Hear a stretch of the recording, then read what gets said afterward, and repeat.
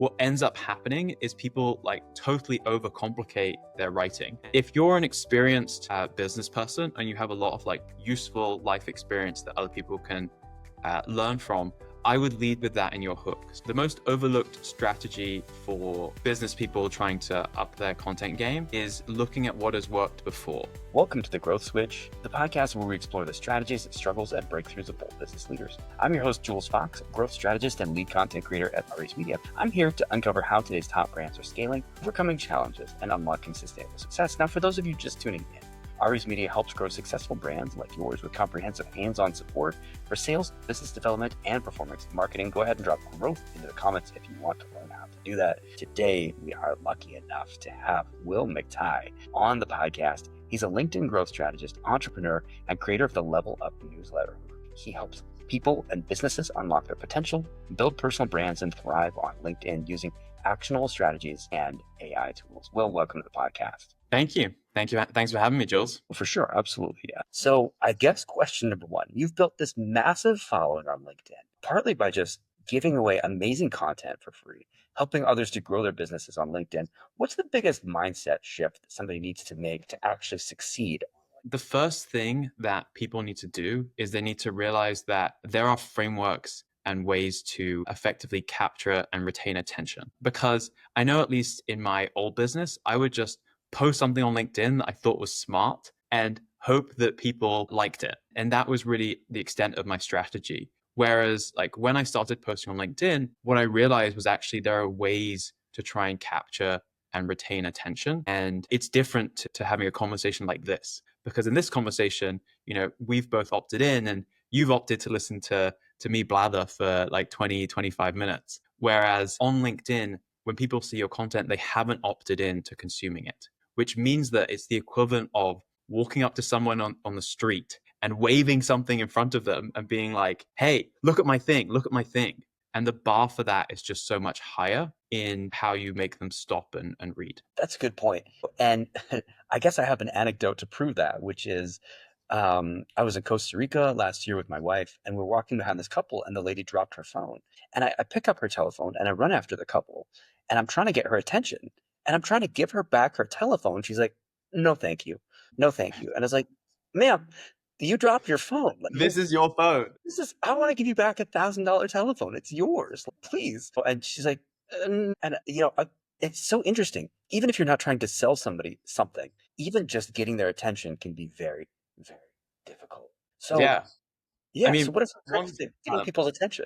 To double down on that, like the conversation I've had with so many founders is that they say like, oh, I want to write something like smart or like really make people think. And whilst that is like nice in principle, what ends up happening is people like totally overcomplicate their writing and try and use like long words, like leverage synergies and that people just like don't engage with and just like don't read because they like lose focus. The most important thing is just clarity, like clarity before anything else. The other reason is that like people assume that they have someone's full attention when and effectively brain capacity when they're reading their content. And that's just not true. Like it's, again, think about how people consume content, that on the loo or like going on a walk and like looking for some brain food while they're like avoiding something bigger in their life. So like you don't have people's full attention, and you just need to respect the reader in that way and make it so easy for them. Yes. Yeah. And I think it's not dumbing down the content. It's making it more accessible to everyone. If you only speak to the hyper intellectual people, you're going to be missing out on 90% of your audience, especially if you're trying to sell anything. If you're trying to sell something, not everybody is, well, obviously they don't know as much as you because you're the expert. Yeah. And the hyper intellectual people aren't paying attention when they're reading your content. It's not like they're, sitting down ready to like write a paper or focus. They're not really paying attention. So the best case scenario is like the kind of normal folk understand, and the hyper intellectuals understand immediately. Yeah. And even if you are hyper intellectual, if you're just vegging out and you don't feel like wasting your calories and your brain power, and you just want to be like, I just need something interesting, something insightful, Yeah, exactly. Yeah. Okay. So I think, so even if somebody does have something super brilliant, super insightful, to say. Sometimes they don't get noticed. Sometimes, they end up with, very low impressions, very low likes. And while we're not going for vanity metrics, how could these people get better at posting? I would split the job of creating effective content into capturing attention and then retaining attention. Mhm. And the first job that people fail at is capturing attention. And what that really means is with your text hook, i.e., the first 2 to 3 lines of text that people are forced to see before deciding they want to read your content, that needs to be captivating or create enough curiosity or fear of missing out that people decide that they want to read the rest of what you have to say. And that's the problem that a lot of really successful people have is they may have this like great post, but you have to click see more to actually know what it's about, and their hook is just rubbish. One clarifying thing on that is the hook is both the first 2 lines of text and it's also the visual. So because they're the two things that people have to see when they decide whether or not they want to like read your content.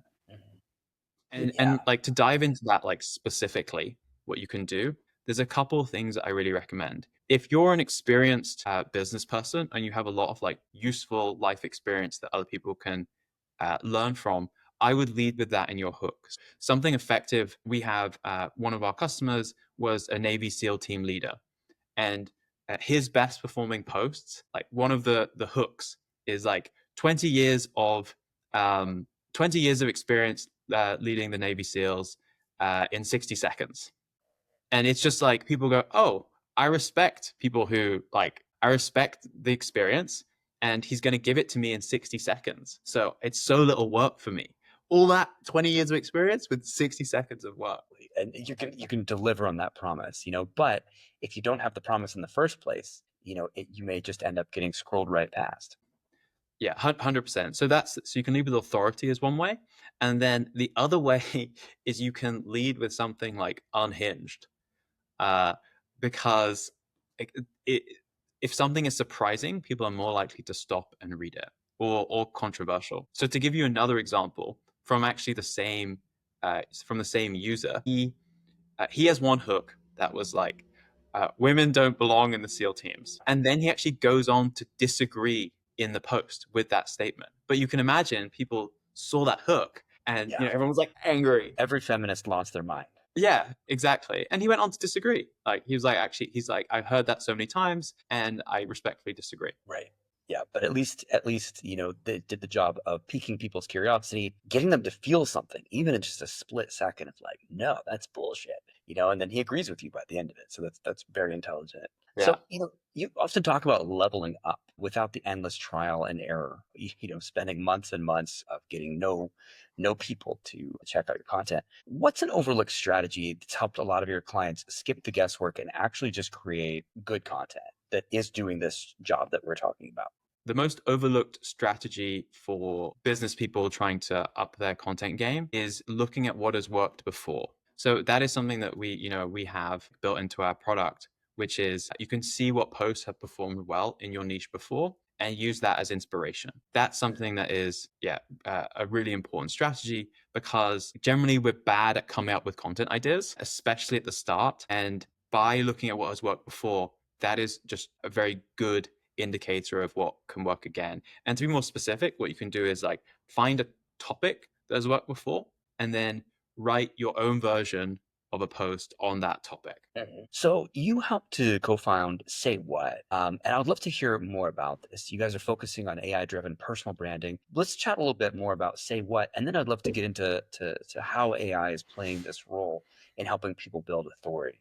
In Feb 2024, I just come off like closing down my last business. It was frankly like a pretty tough time, and I was trying to figure out what to build next. And so I was exploring like new business ideas and was really looking at everything. Like I was looking at things from like chemical distribution, software for chemical distributors, defense tech as well. And it was at that point I decided to start posting on LinkedIn because I basically thought, oh, I think there's an opportunity here to build your businesses and personal branding. And in my last company, I'd seen a competitor whose founder had a big personal brand basically walk into whatever meeting he wanted, while I was like tooth and clawing trying to get into business meetings. So I saw some value in personal branding, And then I decided to start posting. And as I mentioned before, I learned like there are formulas to make useful and captivating content. I think what I didn't realize though is the time commitment required to do that. There are a bunch of different things that you need to do to effectively build a brand on LinkedIn.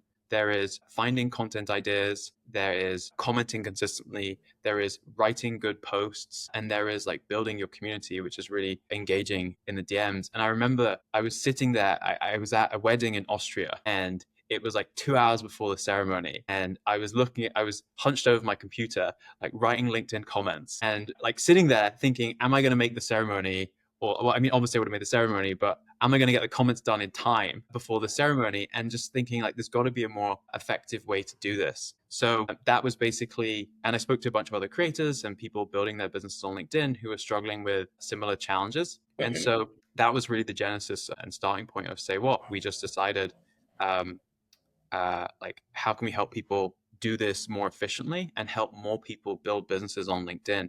Because it is this huge opportunity right now where it's not cool. It's still not in vogue, but it's where a lot of decision makers are living. Yeah.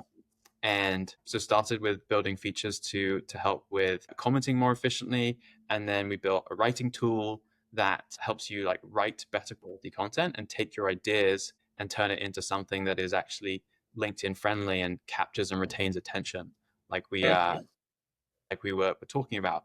Because often people have good ideas, like have interesting things to say, but they don't know how to package it effectively to capture and retain attention. Yeah. And I've spent a lot of time on LinkedIn. I do see that many posts take a similar structure. It doesn't matter what genre, what Yeah. vertical, what company, what industry. It's almost like there's an archetype behind what people are posting. And I actually know that there's an archetype because I know that you have some great content about the archetypes of posts. Yeah. I mean, one of the big ones that I talk to people about is called like it's called the Problem-Agitate-Solution framework. That is, I think, the most important post structure that a beginner should start with, which is you describe the problem that your ideal customers face, you agitate around the pain. And to give an example of that, you say the problem is like, I'm overweight. The agitation is the pain associated with that. So, for example, I try and go on a walk with my friends and I get tired after half a mile and I feel shame. Like that's the agitation because someone reads that, and if they can identify with that, they go, oh, that's me. And it's that pain that often drives people to take action.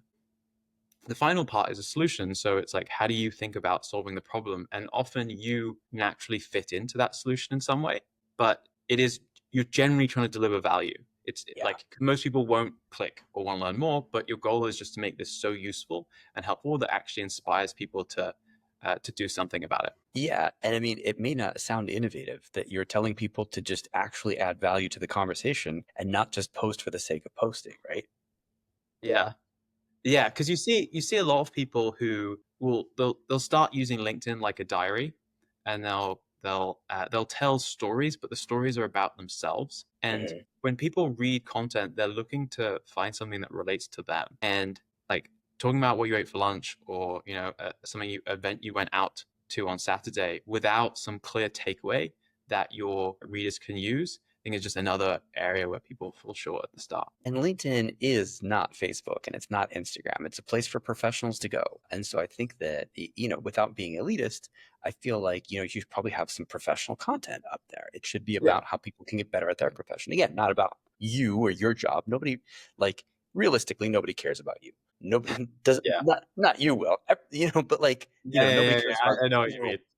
you. And I think that a lot of people have not learned that the hard way. And they're posting up all kinds of stuff about themselves that's just not all that interesting or valuable, which is probably the biggest part of it. It's not valuable. And I think you can tell stories in an effective way. It's where you use them as a vessel to make a point for your reader. So, because often what I see is people, they'll write the story, but then they don't have some clear takeaway on what someone else can apply from it in the post. And because stories are great at helping people remember things, but you need to make it easy for people. Going back to the point on clarity, you need to make it easy for people to understand, what can I do with this? And that's, I think, where a lot of people fall short. Yeah. And I think everybody wants a magic bullet. But really, when it comes to clarity and value, rather than a magic bullet that's going to solve everything, a lot of times the solution is made up of multiple possibilities, multiple small bits of information that help you improve by 1% until Yeah. you get 100% better. Versus like, I read this LinkedIn post, I doubled my revenue the next day. Yeah. I don't think that's possible, but you can get better slowly over time. With our software product, we also have a community where we have a channel called Roast My Post, where people like drop in their posts every or they can do like three a week or something, and then like my writers and I give feedback on their posts and so do other people in the community, because it helps people to improve and helps them iterate faster. Yeah, which sounds insanely valuable. So for anybody who's written in a void before, hoping that you're writing something really insightful, hoping that you're writing a great hook, it can be incredibly valuable to get real feedback from professionals. Yeah, and it's something that, like, if you look at these big creators, like Mr. Beast always talks about how he had a group of like there was 5 or 6 of them that would talk every day to try and figure out nuances. Similarly, there's another big creator who's a friend of mine on LinkedIn called Chris Donnelly. He also had a partner in crime, a guy called Eric, and they would exchange tips all the time. And I had that as well. I had a guy called Dr. Miro Bada, and we would always just give each other feedback. And it's just so helpful because people talk about consistency. Consistency is important in content creation, but it's consistency and adaptation. You need to do you need to change. You can't just post the same thing every day. You need to actually just keep improving. Yeah, makes sense. So how do people connect with you if they're interested in upscaling, in getting better LinkedIn content out there, which probably looking through LinkedIn, 98% of people would benefit from? How do they best connect with you? Yeah. Well, I think, there's a few ways people can connect with me. The first one is send me a connection request on LinkedIn saying that you listen to this podcast, because I have like more than 10,000 open connection requests. And if you actually say something, and most of them say nothing, or they say something that's auto-generated. So you can connect with me on LinkedIn. The second thing is checking out Say What, saywhat.ai. We also have a free 8-day email course just on how to effectively build a business on LinkedIn that you can check out. And then also my newsletter, which is levelupnewsletter.com, levelupnewsletter.beehive.com/subscribe, where I share more about how to grow a business on LinkedIn as well. Yeah, which I personally endorse, and I subscribe to that newsletter, and I love it. Super valuable content all the time. For all of our viewers, for all of our listeners, you're going to find in the podcast notes right down below, you'll be able to click and you'll be able to find Say What. You'll be able to find the link to the newsletter. Well, thank you so much for being on the podcast. Really appreciate your time and energy. Yeah, of course. Great to meet you, Jules. Yeah, thank you.